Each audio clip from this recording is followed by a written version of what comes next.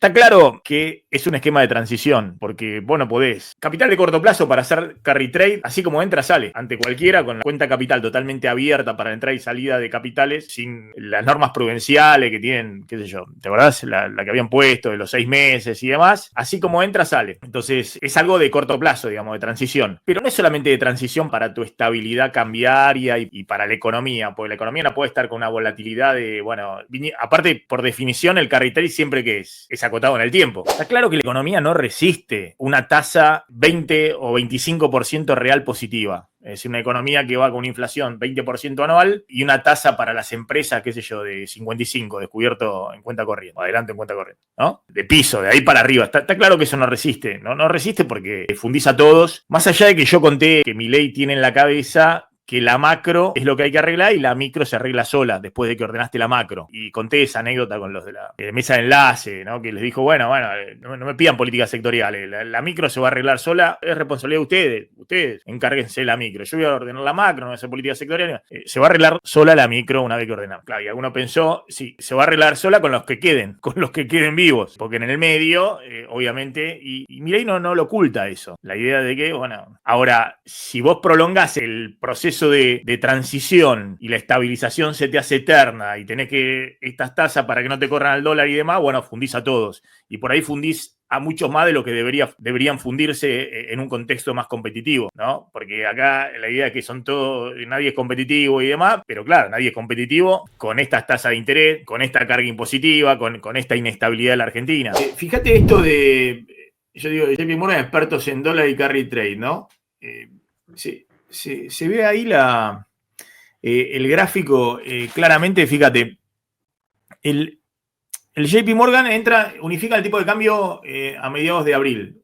El 11 de abril, el viernes, anuncian. Al lunes siguiente ya estaba unificado el tipo de cambio y levantan, ¿no? Y el dólar se va a 1.200. El JP Morgan pone esa fecha de ingreso más o menos a mediados de abril, ¿no? Martín lo pone en todos sus informes, que fue la recomendación de entrada, ¿no? Después el dólar, ahí los funcionarios de Milei decían el dólar se va seguro a 1.000 pesos, al piso de la banda.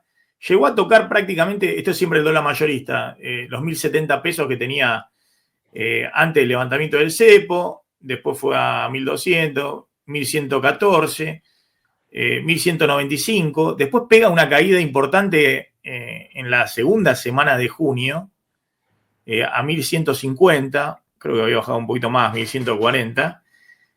Y ahí, Martín, algunos dicen, ahí sale el JP Morgan, ¿no? Nosotros conocimos que el JP Morgan anuncia el informe que vos lo trajiste, que anuncia el cierre de su posición de carry trade, dice tomarse un respiro en la Argentina. Eso lo anuncia el 27 de junio. Pero vos decías, esto es lo que distribuyen públicamente a sus clientes el 27 de junio, pero a sus clientes la recomendación seguramente privada debe haber sido 1 o 2 semanas antes, ¿no? Ya estaban comprando dólares y cerrando la posición. Sí, esa bajadita que mostrás ahí a 1151 fue el famoso semana de los 3 días hábiles a nivel local con un feriado de Estados Unidos el jueves, o sea, 2 días de operatoria para el comercio internacional acá, que en contexto de la ventana de retenciones se te hizo un cuello de botella y tuviste esos 2 días de un dólar regalado por una cuestión de flujo casi fortuita que se dio. Yo creo que ahí deben haber aprovechado. Ahí cerraron posición. Entonces los tipos entraron con un dólar, ponele, no sé, casi 1.200, se fueron con un dólar a 1.150 e hicieron la tasa, ¿no? Era 10%, daba 10% mensual en dólares. Hicieron sí. más o menos de ganancia, 10% mensual en dólares, único, digamos, ¿no? Bueno, 10% en dólares en un mes. Cierran la posición, mientras tanto el equipo económico, Vladimir Werni, decía, nos sobran la reserva. Bueno, el JP Morgan anuncia ahí en junio el tema de que cierra, pero ya estaba comprando dólares mucho antes y cerrando la posición en pesos. Y ahí dice Caputo, bueno, en realidad fue el 1 de julio, ¿no? Comprá, campeón, si querés no te la pierdas, comprá, y después el dólar sube este de 13% en julio, ¿no? Llegó creo a 1.370, 1.380 el mayorista. Y este lunes el JP Morgan dice que vuelve, ¿no? ¿Cuándo fue? No, ayer Martín. Ayer el JP Morgan dice que vuelve a hacer tasa en pesos en Argentina. Pero bueno, de nuevo, vos decís, si lo está anunciando ahora que vende los dólares, lo que está diciendo es vendan los dólares y pónganse en pesos, entren a Argentina vendiendo los dólares y poniéndose en pesos, es que ya probablemente la semana pasada estaba recomendando cuando estaba el dólar en 1.360 o un poquito más, ¿no? Y ahora ha bajado un poco. Es decir, tienen el timing perfecto, digamos, como en el 2018, ¿no? Que salieron justo antes de la disparada del dólar.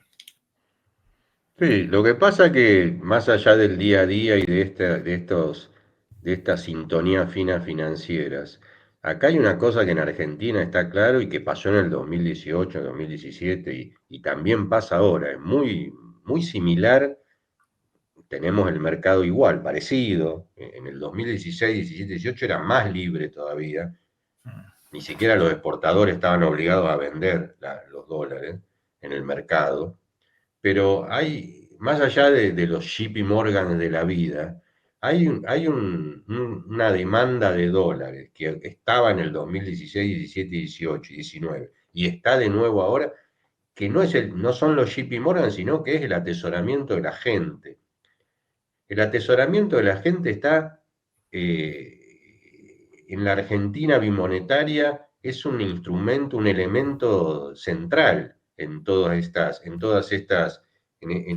estas dinámicas cambiarias de mercado libre, único, flotante, sin cepo, porque terminan jugando un papel importante. Podemos decir, mirá, los inversores especialistas, profesionales, qué sé yo, la tienen clara, saben cómo entrar, cómo no entrar, a veces les sale bien, a veces les sale mal, eso es, ganás y perdés a lo largo de la vida. Ahora, la cantidad, no es mucha, pero toda la gente que compra con el home banking, con el asesoramiento que dio 3.500 millones de dólares por mes promedio en mayo, junio y julio, vos decís, estos tipos no están en el día a día, no están en la sintonía y les liberaron el cepo y compran para ahorrar y compran para viajar.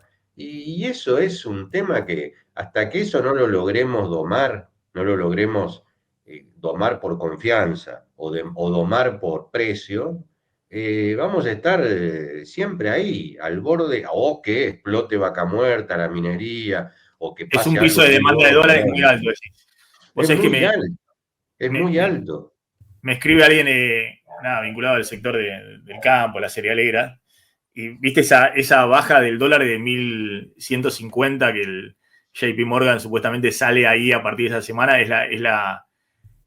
poner las últimas 2 semanas de junio, me dice, si ves ese gráfico y te pones conspiranoico, tal vez forzaron la liquidación del agro diciendo que eran transitorias las retenciones, que no seguía más, digamos, para que JP Morgan pueda cerrar la posición con su cliente con el dólar más bajo posible y después irse. Nada, salió así. Es cierto que el gobierno cerró la persiana con el tema de la baja transitoria de retenciones el 1 de julio a la mañana y después la volvió a abrir 3 semanas después, ¿no? La persiana con la baja Pero retención. Por una el, el necesidad fun- macro, pues se dio cuenta que se quedaba y sin sí, dólares. y sí, pero el funcionamiento del mercado cambiario hoy tiene muchos parecidos con el 2016, 17, 18, obviamente porque es el mismo tipo de régimen, es un régimen de mercado cambiario libre, único, y tiene muchas cosas parecidas, aunque no tiene dos cosas diferentes que juegan a favor hoy, que una es el superávit fiscal, obviamente. Tener superávit fiscal en esta cruzada es importante, muy importante. Y lo otro es que todavía tenés superávit comercial. En la época del 2016, 17, 18, vos hacías todo esto con déficit comercial, además. O sea que dependía sí o sí de los, de los JP Morgan de la vida, ¿cómo se llamaban los otros? Que necesitaba financiar todos los dólares que compraba la gente y para viajar o para atesorar con ingresos de corto plazo de capitales externos. Ahora, por lo menos hasta ahora, estás financiando la compra de dólares de la gente de una manera un poco menos cortoplacista, pero es muy Ahora, parecido. Cuando tenés el ahora mercado Pablo, libre y así, tenés que bancarte que la gente compra dólares. Y si la gente compra muchos dólares, tenés que bancarte a qué tipo de cambio los compra. Martín, el JP Morgan muestra este gráfico, ¿no? Dice, bueno, desde que cerramos la posición el 20, o que anunciaron que cerraban la posición, que ellos compraron dólares. Desde que compramos dólares, dice, desde que nos fuimos de Argentina, el dólar entre el 27 de junio y el 5 de agosto, en la Argentina subió más que en ningún otro país del mundo. Es decir, el peso se depreció 11%, dice. Fue la moneda que más se depreció en el mundo, ¿no? Entonces dicen, bueno, fíjense todo el resto de los países, se depreciaron mínimamente y algunas monedas incluso, no sé, con el peso mexicano, se fortalecieron. Entonces dice, bueno, justo en que nos fuimos hasta el 5 de agosto, que ahora decimos entremos de nuevo, el peso es la moneda que en el mundo más se depreció, que más valor perdió. Entonces, ahora dicen, bueno, arriba de 1300, entramos. Y lo otro que muestran, Martín, no sé si lo podés explicar vos, es esta, la curva de tasas, ¿no? De los bonos que tenían cuando salieron el 27 de junio y cuando entran de nuevo ahora el 5 de agosto. Sí, lo que te muestra es interesante porque fíjate que al final de la serie están igual. O sea, la parte más larga, digamos, sería el bono es el T15-7, el del 15 de enero del 2027, sigue rindiendo lo mismo. Pero si ves la punta corta de esta serie, ves que la línea celeste está mucho más arriba que la línea azul oscura. Quiere decir que han subido las tasas de interés en Argentina, todas, menos las de más atrás de todo, y en particular las de la punta corta. Esto tiene que ver con lo que hablábamos hace un rato, la volatilidad de las tasas de interés, empezando por la tasa de más corto plazo, la de un día, contagiándose hacia el resto de los plazos, y a medida que te vas más atrás en los vencimientos, menos volatilidad. Bueno, tuvimos esta volatilidad de tasa, entonces se combinan dos factores que son los que te determinan el resultado del carry trade. El dólar al que vos podés vender, el tipo de cambio al que vos podés vender tu dólar, siendo JP Morgan empezando desde dólares. Por un lado, bueno, se depreció 11%, entonces tenés un dólar más caro para vender y encima Claro. tenés una tasa más alta para comprar el bono, o sea, una Es decir, le está doble diciendo a sus incentivo. clientes, más allá del riesgo electoral, que ellos dicen está bien el gobierno en las encuestas, le está diciendo a sus clientes, ojo que ahora el carry es más atractivo que antes. Claro, pero por las dos cosas, porque el carry te lo determinan dos precios, la tasa y el dólar. Los dos precios mejoraron. Sí. O sea, los bonos en pesos están más baratos Entran y a el un dólar dólar está más más alto. caro, entran a un dólar más caro, le dan más pesos Sí, y además le rinden esos pesos mucho más que antes porque, bueno, se dispararon las tasas porque compran los bonos más baratos. sí. Hay un tercer elemento que la gente que hace este tipo de análisis financieros contempla y que a veces me pregunta y yo estoy un poco más cauto, dice, y además hay un techo del dólar, el Banco Claro. Central tiene un techo fijado que lo va a defender y que tiene con qué defenderlo. Entonces es el mejor de los mundos para la gente que quiere hacer este tipo de cosas, porque tenés el dólar que ya corrigió un pedazo, tenés la tasa muy alta y tenés como una especie de techo de suba del tipo de cambio. Entonces es como que lo tenés de taquito a eso. Hmm. Sí, sí. No Martín, sé, sí. no sé eh, ese techo, yo siempre aclaro, es un techo eh, que hay que verlo, ¿no? Los techos se hacen para no llegar, no para llegar.